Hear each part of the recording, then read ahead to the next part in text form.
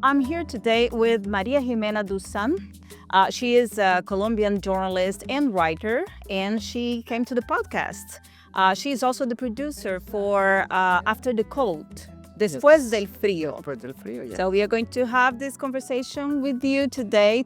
Welcome to the Talk Latin America podcast. Thanks very much for inviting me.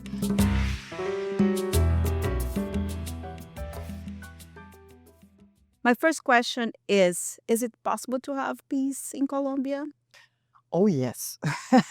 It's quite difficult to accomplish peace in a country that has lived a conflict so long, But yes, it's possible. The only thing that we have to do is to really, uh, uh, in a way, push forward in order for the society and the government, Petro especially, uh, uh, to really, implement the peace agreement that we signed 9 years ago. But is that easy, like just to implement a peace agreement? No, it's been very difficult because the peace agreement, it was not only a peace agreement done, by, or signed with Las FARC, Las FARC dismantled themselves as an army group. Yes, that was one thing.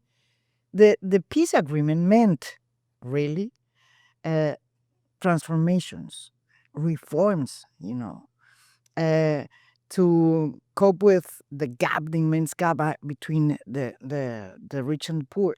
And so it's a tool to transform society and to do all the reforms that we were unable to do when the conflict was really affecting Colombia. So it's just like that. And has been very difficult to implement because the government or the president that followed President Santos, the president who signed the peace treaty with Las FARC, the first one, it was Ivan Duque, right wing. He didn't want to implement the peace agreement. He wanted to dismantle and to destroy the peace agreement. So it was really very difficult for Colombians to follow that path. When President Petro came to power, he promised the first thing he was going to do was to implement the peace agreement. But it didn't happen as well. Why? Because he decided to build up a different strategy. La paz total, total peace, meaning that the peace that we signed 9 years ago was small, insufficient, really, nothing. And I don't think that was true. But still, it's there because the paz total, the total peace, his strategy, it's a failure right now. And the only thing that lasts right now, it's the peace agreement, that it's, a tool to transform society. So you have to stick to the peace agreement to make it work, right? So are you an optimistic? I am optimistic. Because I don't know, I'm from Brazil. And we have, it's not the same problem, but we also have violence problem in Brazil. So sometimes I'm kind of pessimistic about Latin America in general. So why are you optimistic? Because we have slowed down the violence in Colombia after the peace treaty. And right now, we are the third country in Latin America that has, difficulties in terms of violence. Before, we were the first one in the world.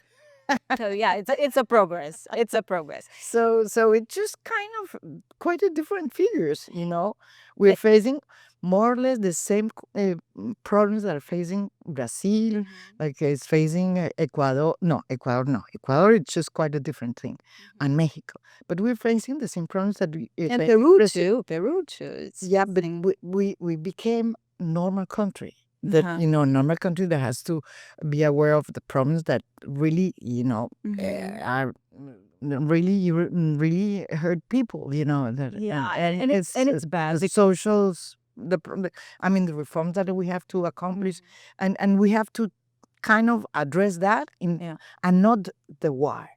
And so it's kind of we become normal country. Yeah, it's kind of our everyday life, right? Yeah, And before it was you, only only the war, the war on drugs, the war with the paramilitary, the war with the guerrilla. Now, well, we're talking about reforms. We're talking about agrarian reform.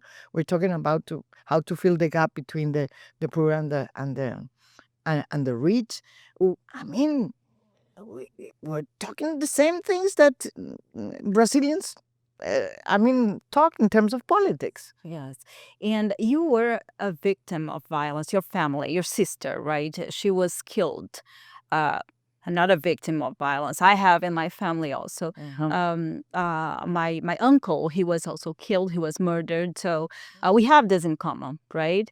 So how did it affect? Because I see you very optimistic. And how did it affect you in your everyday life, having this such difficult thing happening in your life?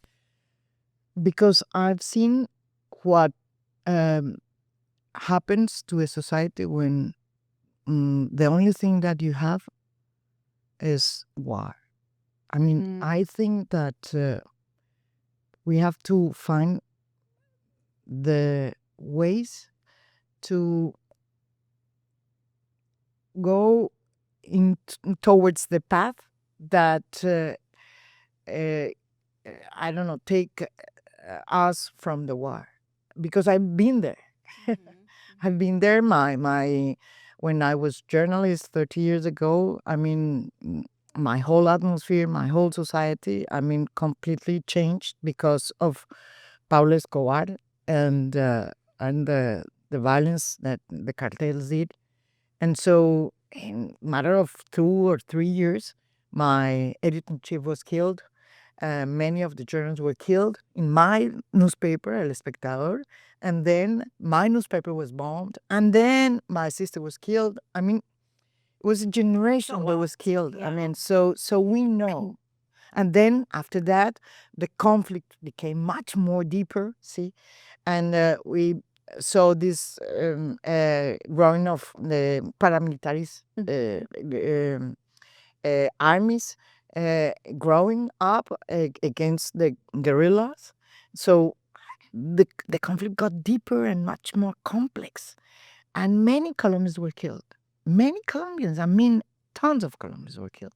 So I've been there, and that's why we find important to seal down that war and to say, this is not the path.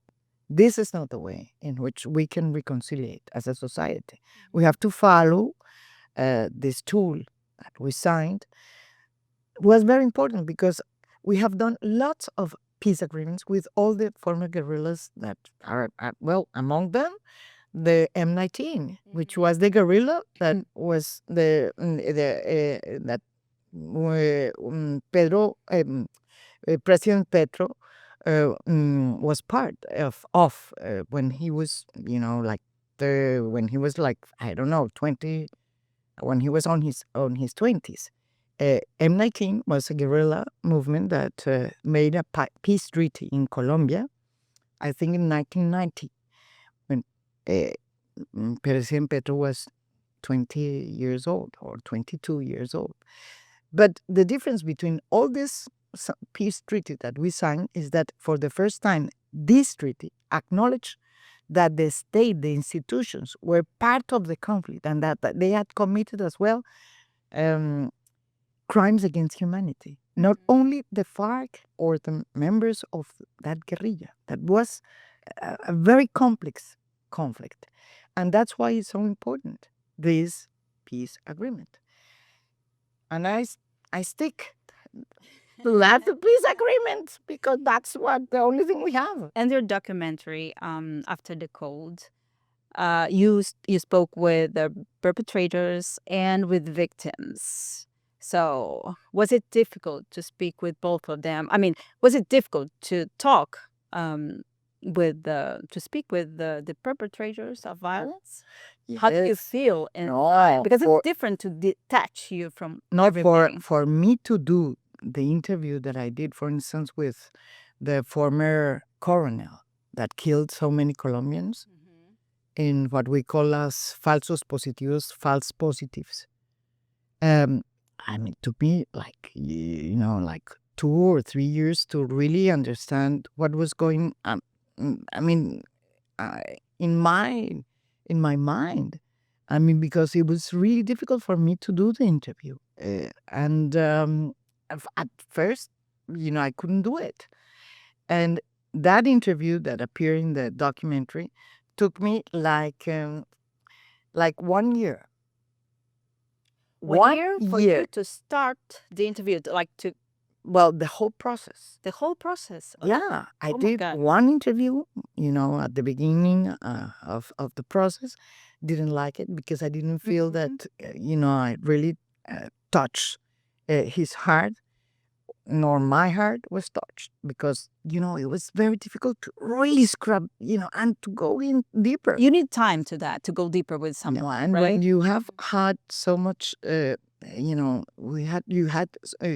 are a victim. You know that the difficulty to go really and to go into the bottom of what the person that you have to confront has to, in a way has to tell you. So for me it was very difficult, and the process was, a long 1 year, and I did like 5 interviews, and With the same person. and the last one was recorded 12. We stood 12 hours. 12 hours. Just the last one. Till the last one, 12 hours.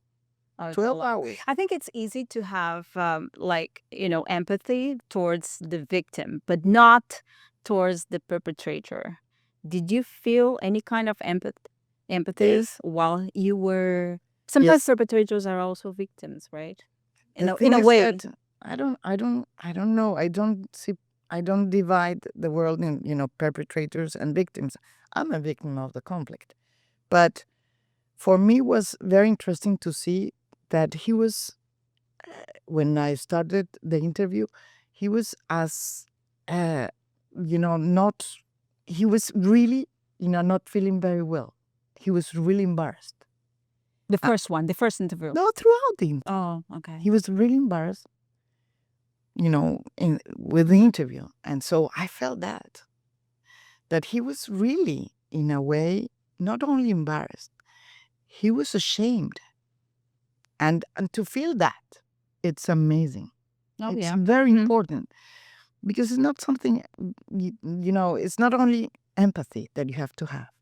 It's to understand more than that, beyond the empathy. It's to feel that the other one, it's really, passing a bad time, telling what he did. That really is not only embarrassed, but ashamed. And I think that's what happened. And I think once you get through that, you can do an interview. Before that, it took me like 1 year. And was this one the best interview that you did for It was the more documentary? difficult. In your career? And well, the first one that I did with paramilitary, the squads, and the military. I mean, the ones who apparently in the investigation of the killing of my sister, the perpetrators were members of the military, the Colombian military. So it took me like, that's why this interview was so difficult, because I was a member of the military. And I've learned first doing interviews with the paramilitary squads, and the first one was doing interviews with the members of Las FARC, Ivan Marquez, for instance. It took me really, it was very difficult for me to really sit down with Ivan Marquez at the moment. Why was it difficult? Because Las FARC thought that I was part of the oligarchy.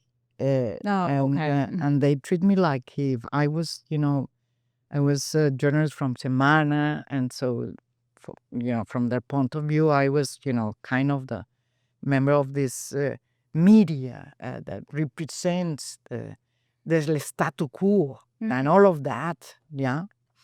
And it really was very difficult for me to take, to take out that kind of badge that they had, kind of put me, and to follow through and get into the heart of Ivan Marquez. Were you afraid of Ivan Marquez when you No, interviewed no, him?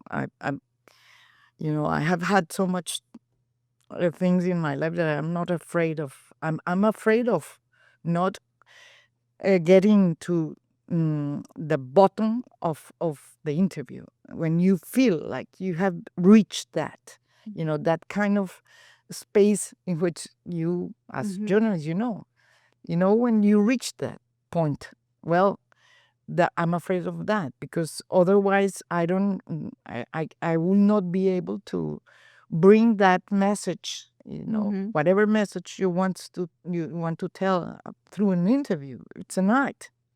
Oh yes, It's an art. definitely. So it took me a lot of time doing this interview, but as well many interviews in the documentary.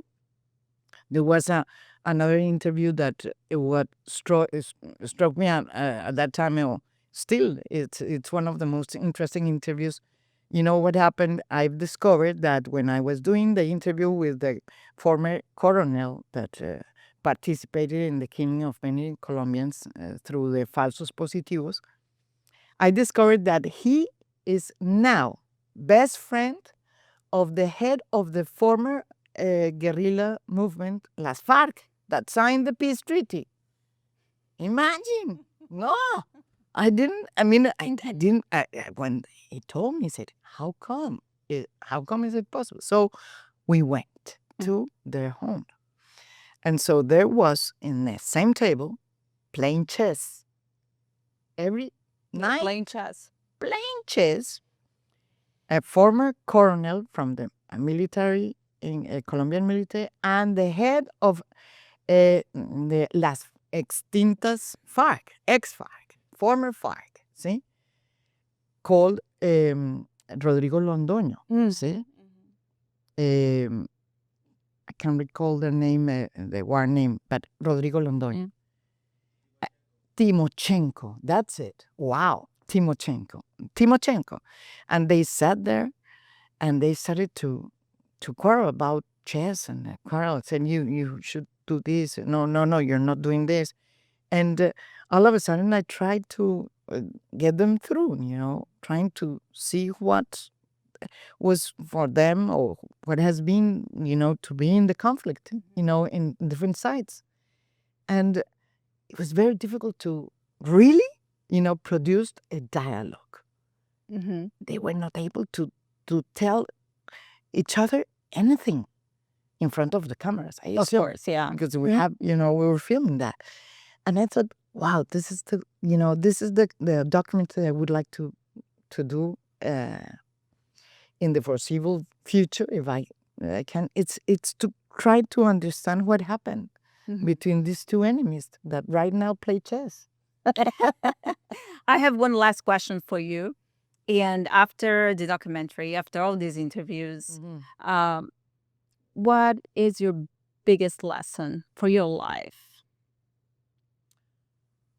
Wow, that's a big question. I don't know.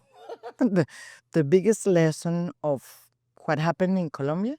Oh, for your life, I mean. For my life? Yeah, not for Colombia. That but is- you as a human being. As a human being, yes, that we have your to- biggest lesson after all my that. biggest lesson is that we have always not to forget, as journalists, that we are humans, that we have a humanity inside us. See, and for me, it was very difficult to be a journalist and to be a victim, because this idea of journalists are like in neutral.